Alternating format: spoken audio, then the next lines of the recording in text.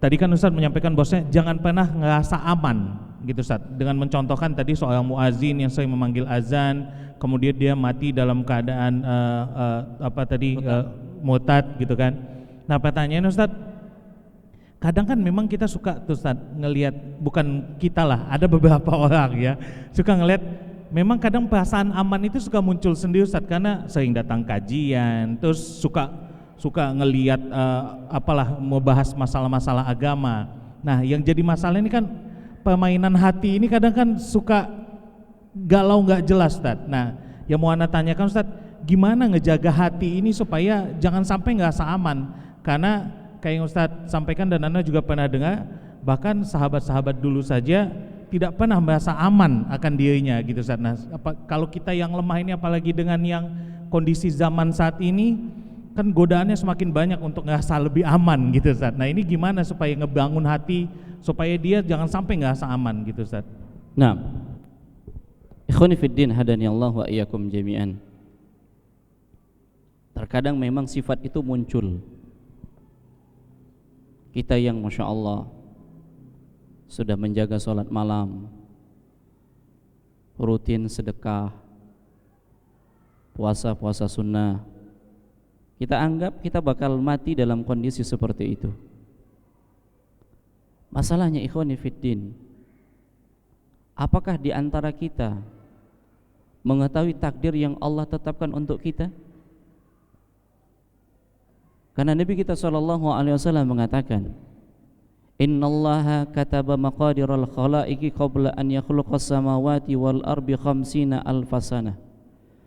Sesungguhnya Allah Subhanahu wa ta'ala menetapkan takdir makhluknya 50.000 tahun sebelum diciptakannya langit dan bumi. Pernah enggak kita muhasabah diri, apa yang Allah catat untuk kita? Apakah kita yakin dengan amal soleh yang kita lakukan ini seperti itulah Allah catat di Lauhul Mahfuz, catatan takdir kita termasuk penghuni surga? Hadis yang disampaikan oleh Nabi tadi, yang dia terus-terusan beramal sehingga antara dirinya dengan surga hanya satu hasta, tapi Allah palingkan dia dari kebaikan itu sehingga dia melakukan amalan keburukan. Karena memang Allah sudah tetapkan di dalam catatan takdir dia masuk neraka. Pernahkah kita berpikir demikian ikhwani fiddin hadani Allah wa iyyakum jami'an? Dengan amalan yang kita lakukan saat sekarang ini, apakah Allah sudah menerima amalan kita? Dengan pedenya kita, dengan menganggap kita lebih suci dari yang lain, saya bakal aman.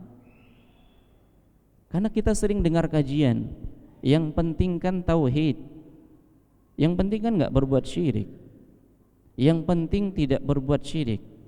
Selama tidak berbuat syirik kepada Allah Subhanahu wa ta'ala, maka kita akan aman. Kalaupun masuk ke dalam neraka, itu tujuannya adalah untuk menghapuskan dosa-dosa kita, yang pada akhirnya nanti kita akan dimasukkan ke dalam surganya Allah Subhanahu wa ta'ala. Masalahnya ikhwani fiddin, sejauh mana kita menjaga tauhid kita?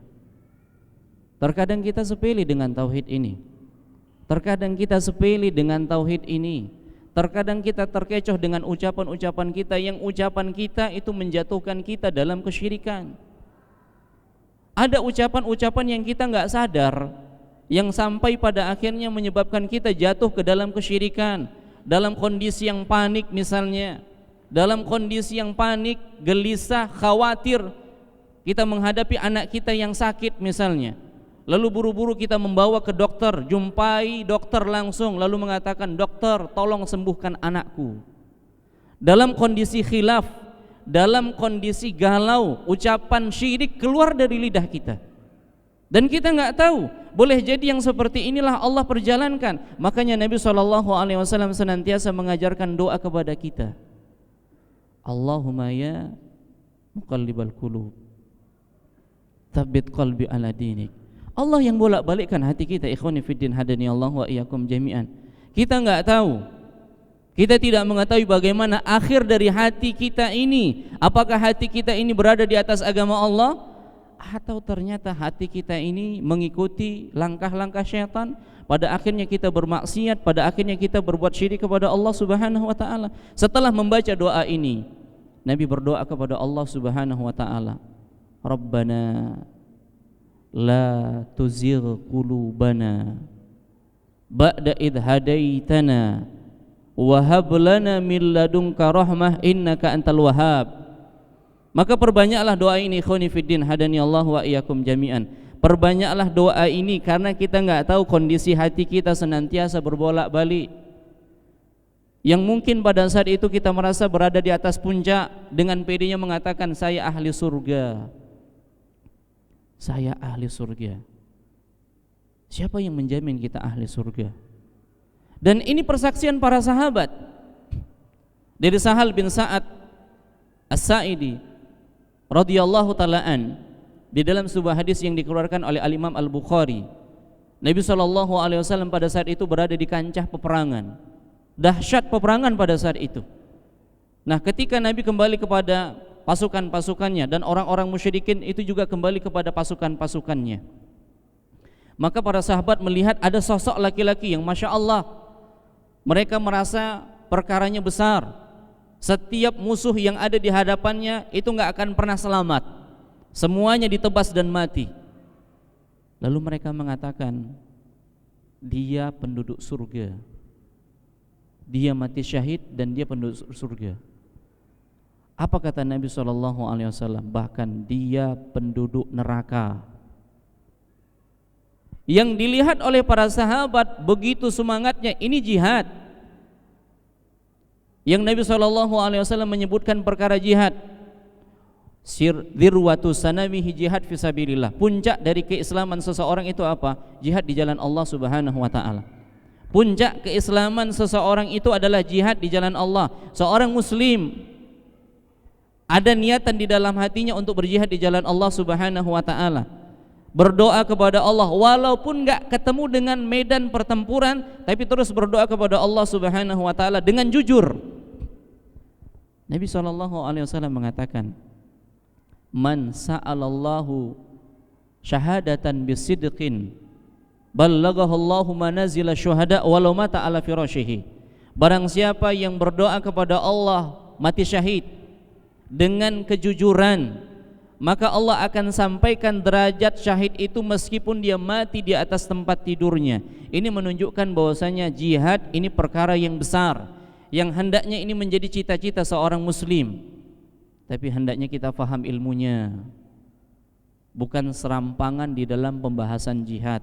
Ini harus kita fahami ikhwani fiddin hadani Allah wa iyyakum jami'an. Karena ini puncak keislaman seseorang. Maka para sahabat melihat perkaranya ini besar.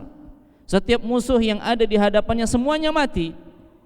Lalu mereka mengatakan, mengagung-agungkan perkaranya, ini mati syahid nih, ini masuk surga. Nabi katakan, dia masuk neraka. Dia masuk neraka. Ini yang hidup di zaman sahabat. Lalu bagaimana dengan kita yang kita belum sempat jihad, belum ada jihad yang kita lakukan? Jihad yang kita lakukan sekarang apa? Menuntut ilmu. Jihad yang kita lakukan sekarang adalah menuntut ilmu. Dan terkadang ketika kita menuntut ilmu, ya muncul malas dan futur. Akhirnya jihad kita di dalam menuntut ilmu itu ya enggak kecapaian. Nah demikian ikhwani fiddin hadani Allah wa iyyakum jami'an. Ini amalan soleh. Ini amalan soleh yang dilakukan oleh sahabat pada saat itu, laki-laki itu jihad bersama dengan Nabi SAW. Nah, karena kita terkadang merasa bangga dengan amalan kita, muncul sifat ujub kita sudah melakukan ini, kita sudah berdonasi besar untuk masjid, ya, untuk pembangunan sekolah, untuk fakir miskin. Ya pasti saya masuk surga ini dengan sedekah saya. Ingat di penghujung nanti gimana? Mempertahankan amalan itu jauh lebih berat daripada melakukan amalan itu sendiri. Karena di sana ada waswas syaitan masuk ke dalam hati kita. Ya sudah cukuplah. Cukuplah, kasih kesempatan orang lain untuk beramal. Kamu kan ahlu surga. Muncul demikian ikhwani fiddin hadani Allah wa iyyakum di dalam hati kita. Maka banyak tadi berdoa kepada Allah Subhanahu wa taala. Maka kembali kepada kisah laki-laki yang telah membunuh banyak orang dan dikatakan oleh Nabi, dia penduduk neraka. Maka salah seorang sahabat ya merasa ragu dengan ucapan Nabi. Gimana bisa menjadi penduduk neraka ini? Akhirnya dia diikutilah. Ketika perang berkecamuk lagi, maka sahabat ini mengikuti laki-laki tadi. Setiap kali dia berlari, dia pun berlari. Setiap kali dia berhenti, dia pun berhenti. Sampai pada akhirnya perang selesai. Dia senantiasa melihat laki-laki ini, mau memastikan apa yang dikatakan oleh Nabi itu benar. Ketika perang selesai dan dia mengalami luka yang parah, karena dihadapinya musuh yang banyak. Tentunya pada saat dia menghadapi musuh yang banyak, dia tebas musuh, dia juga kena, tapi enggak mati-mati.